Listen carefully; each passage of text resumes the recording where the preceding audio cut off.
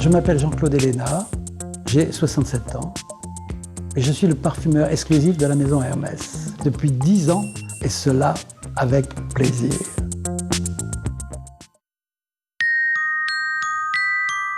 Que dire sur Grasse? Mis à part que c'est la ville où je suis né, à l'âge de 7 ans, je m'en vais de Grasse. Je reviens un peu plus tard, j'avais 16 ans quand je reviens à Grasse. Mon père désespéré parce que j'étais un très mauvais élève et donc me dit mais écoute, comme tu es très mauvais élève, que ça ne va pas du tout, tu vas rentrer dans la parfumerie grassoise, tu vas devenir ouvrier. Et je rentre dans une société qui s'appelle Antoine Chéris, qui n'existe plus aujourd'hui. C'est un ancien monastère et si je vous dis que c'est un ancien monastère, parce que c'est que je suis rentré en parfumerie comme on rentre en religion. Ce sont des alambics qui font 1500 litres, 2000 litres. Et quand vous êtes ouvrier, vous rentrez à l'intérieur de l'alambic pour le nettoyer. Il fait très très chaud, on a distillé, vous rentrez la plupart du temps en maillot de bain, avec un jet d'eau pour tout nettoyer. Et j'ai gardé de ce temps, comme ça, de cette relation physique avec l'alambic, avec les odeurs qui sortaient aussi de l'alambic. Oui, ça restait gravé dans ma mémoire. À Genève.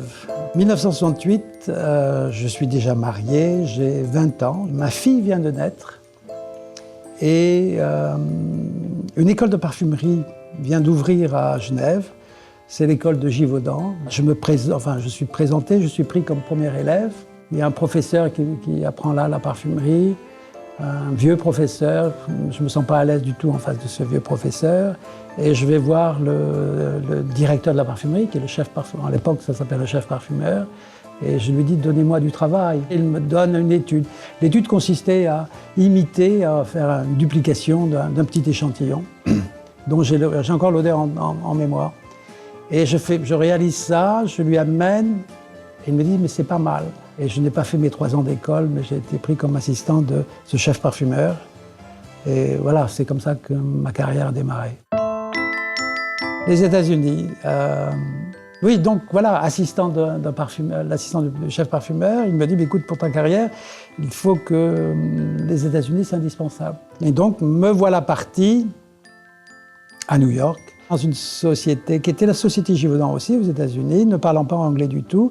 Je suis reçu par le chef parfumeur américain sur place, qui me dit, écoute, il va falloir que tu fasses tes preuves. Et ici, aux États-Unis, tu te débrouilles tout seul. Et voilà, c'est comme ça que j'ai fait mon entrée aux États-Unis, avec un marché très différent, une mentalité différente, et oui, qui a été très très très utile à la suite de mon parcours.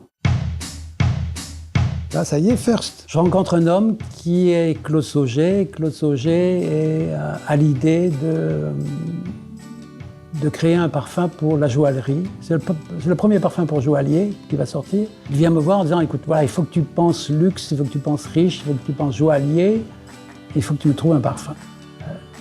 Avant qu'il soit accepté, c'est juste un jour avant qu'il ne soit accepté, Claude Sauger m'appelle en me disant, écoute, ton parfum me plaît beaucoup, je vais faire un test. Ma femme va le porter, je vais lui faire l'amour toute la nuit, et demain matin, si elle sent encore, je le prends. Et le lendemain, il m'appelle en me disant, je le prends. Voilà, First est né comme ça.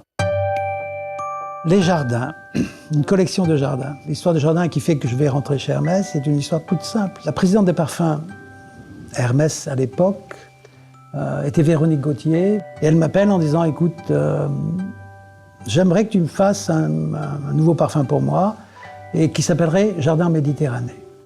Et pour cela, il faudrait que tu viennes voir le jardin de Leila Manchari. Et me voilà dans son jardin à Hammamet, et j'ai aucune idée. Et l'idée va naître le dernier jour, juste avant de repartir, de prendre l'avion. Et on était en train pour l'occasion, sur des grands plateaux d'argent, il y avait des feuilles de figuier, puis sur les feuilles de figuier avaient été posées des flûtes de champagne. Et il y a une jeune femme, et je ne me souviens plus de la jeune femme, c'est ça qui était extraordinaire, c'est que je n'ai vu que l'action, c'est-à-dire la jeune femme a pris la feuille de figuier, a déchiré la feuille, l'a portée à son nez et a eu un très joli sourire. Et à ce moment-là, j'ai capté cet instant, à ce moment-là, je dis, ça y est, j'ai mon thème, je sais ce que je dois faire. Le parfum devait sentir le figuier.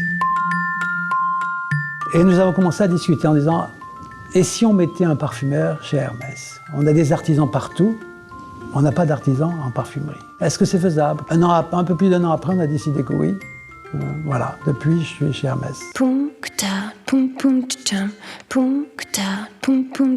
Chez moi, toujours un côté inadapté par rapport au marché, combatif et je pense que je suis très français dans ma manière de penser au parfum. D'abord parce que j'ai été... je suis tombé dans la baignoire à parfum Grassoise. La deuxième chose, c'est que les parfums qui m'ont marqué, qui ont marqué mon enfance, c'était des parfums dans la tradition, l'élégance française. Je me sens terriblement français.